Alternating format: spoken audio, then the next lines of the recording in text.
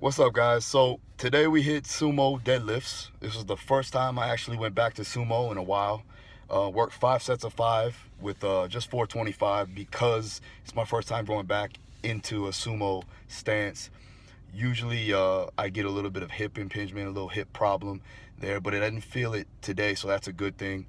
I'm very explosive off the floor from a conventional standpoint, so sumo is a little bit different. It's slower off the floor and fast from the knees, so I have to make sure that I'm not trying to yank the bar off the floor, staying tight, pulling the slack out of the bar, and really putting emphasis on driving my legs out, spreading the floor, squeezing my quads, and then locking my hips in. With a conventional lift, you want to lock the knees and the hips at the same time. And with the sumo, it's a little bit opposite. You actually want to make sure that you're locking your quads and then the hips will follow. And then from there, we just work more volume. I did some static pulls with a conventional stance, 3 sets of 8, just a lot more volume, trying to get that hypertrophy and get that volume in as much as we can for this off season. I'm gonna try, like I want to, is get up to 230 pounds, somewhere in the next month or two, and really fit that weight class to 220 so I can put up some big numbers sometime in June or July. So here's a video. Hope you like it. Hit subscribe. Give me some comments if you have any questions. Let's do it. All right, guys, so I pulled sumo for the first time in 6 months today. Felt really good.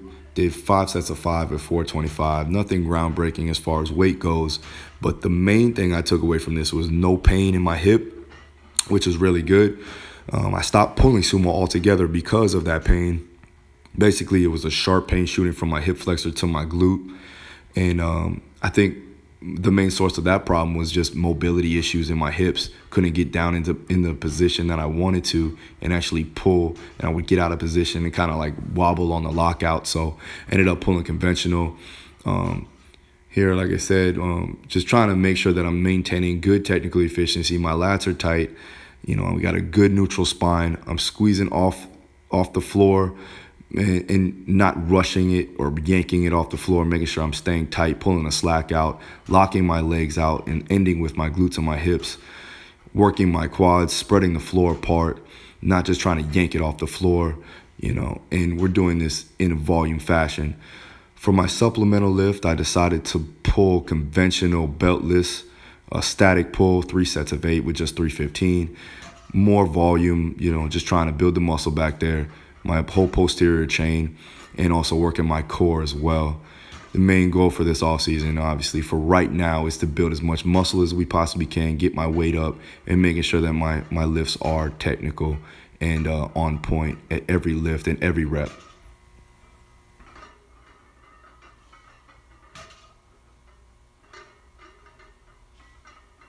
Now for my accessory work, I didn't really go too crazy.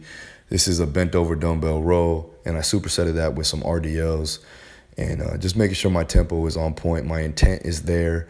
I'm protracting and retracting at every rep, making sure I'm getting a good squeeze on my lats and on my upper back.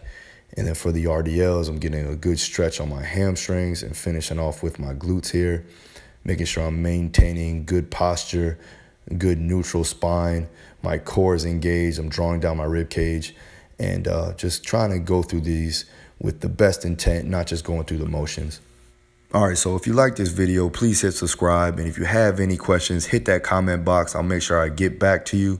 And if you want online programming, go to darustrong.com, or you can email me, phil@darustrong.com. We can make this thing happen. All right, guys, till next time.